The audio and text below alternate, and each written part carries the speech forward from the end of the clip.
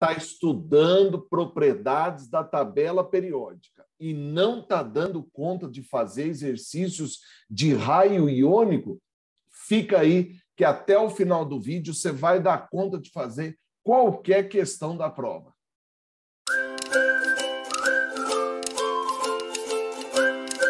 Então vamos lá. Vamos resolver o seu problema relacionado a uma das propriedades da tabela periódica referente ao raio iônico. Opa!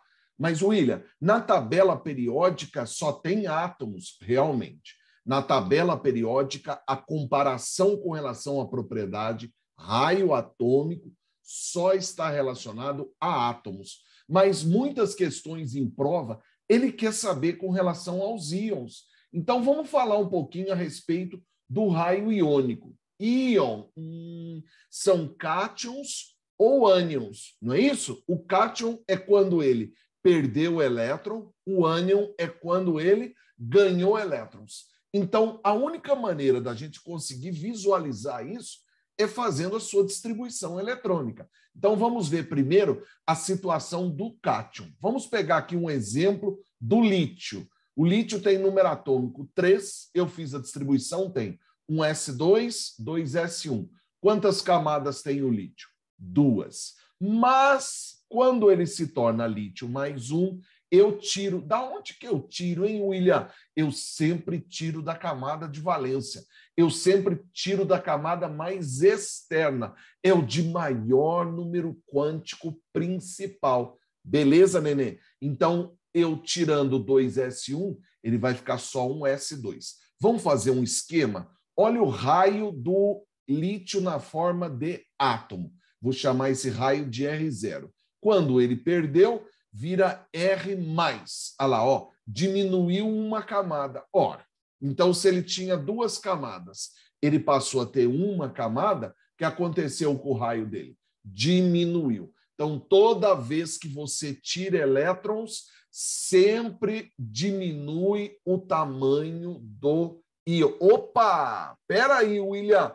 E se não mexer no número de camadas? Mesmo assim, o seu raio será menor. Legal? Então, toda vez que você tira elétrons, sempre diminui o tamanho do íon. Legal? Cada vez que tiramos, menor ele fica. E quando colocamos? Então, vamos para a situação do ânion.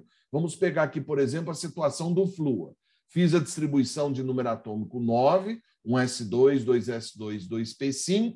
Quantas camadas tem o flúor? 2 camadas. Olha o raio dele neutro. Aí, quando ele se torna flúor menos 1, ele ganha. Onde põe, William? Onde cabe. Então, de 2P5, ele vai para 2P6. Quantas camadas ele tem agora? 2. Opa! Então o tamanho é o mesmo? Não, nenê. Porque cada vez que você vai pondo elétrons nele, você não está mexendo no número de prótons. Menos ele atrai, mais os elétrons se afastam. O que acontece com o raio? O raio aumenta. Maior ele fica. Legal? Então toda vez que tiramos elétrons, menor ele fica. Colocamos elétrons, maior ele fica. Vamos generalizar? Vamos generalizar. Quem é o menor de todos? É o cátion. Quem é o maior de todos? É o ânion. Então, o átomo fica no meio. Mas, pelo amor de Deus, nenê, olha aí a situação que foi feito. Lítio com lítio, flúor com flúor. Portanto, esta relação que você está vendo aqui, ó, você só pode utilizar ela quando for para o mesmo elemento químico. Se você mexer no elemento químico, como é que eu vou saber qual que é maior, qual que é menor? Distribui. Você vai fazer a distribuição eletrônica. E aí você vai saber quem é maior, quem é menor. Legal? Tá curtindo? Tá gostando? Ah, mas eu não vi você apertar aí o sininho. Eu não vi você se inscrever no canal, não. Pô, não vai apertar nenhum joinha? Ah, não é possível. Você pelo menos não vai dar um joinha aí para o nosso canal. Beleza? Então vai fazendo, vai acompanhando comigo, que eu vou mostrando todas as situações da química para você. Legal? Mas nós podemos ter uma particularidade. Nós podemos ter uma série Isoeletrônica? Nossa, o que é isso, William? Isoeletrônica é quando eles têm o mesmo número de elétrons. Me dá um exemplo, ó. Sódio mais 1, 11, neônio 10, oxigênio menos 2, 8. Ele tinha 11, perdeu 1, tem 10. O neônio tem 10.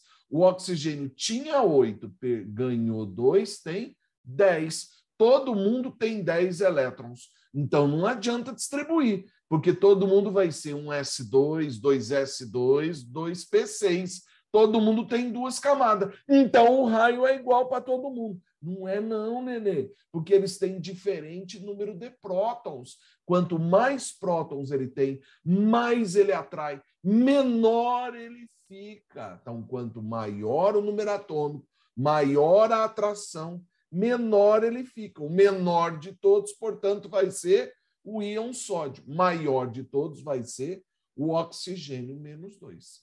Legal? Então, quando veja que são elementos diferentes, eu fiz a distribuição, igual você mandou, mas não vai dar certo, porque todo mundo tem o mesmo número de elétrons. Então, nesse caso, você vai olhar o número atômico. Quanto mais prótons ele tiver, mais ele vai atrair, mais juntinho do núcleo ele vai ficar, menor é o tamanho do íon. Legal? Beleza? Nossa, William, química é tão difícil. Então, vem fazer um curso de química com o William. É muito bom, cara. Você vai se inscrever no site. Olha o link aí abaixo para você poder fazer a sua inscrição. Você se inscreve, venha fazer o curso de Química com Gigo. Cara, qualquer vestibular, qualquer prova, inclusive do bendito do Enem, você vai conseguir fazer e passar na prova de Química. Legal? Bom, então resolve um exercício aí conosco. Vamos fazer. Vou fazer uma da FUVEST. Você ficou louco? Não, olha lá, ó. Deu uma tabela periódica para nós com a localização dos elementos e fala assim, ó, a produção do vidro tem por base a modificação da estrutura cristalina do quartzo por meio do seu aquecimento e da adição de óxidos alcalinos. Que é isso? Elementos do grupo 1. Dentre eles, o Na2O. Olha lá o sódio. Esse processo adiciona cátions sódio à sua estrutura do quartzo, tornando amorfa, sem forma própria, né?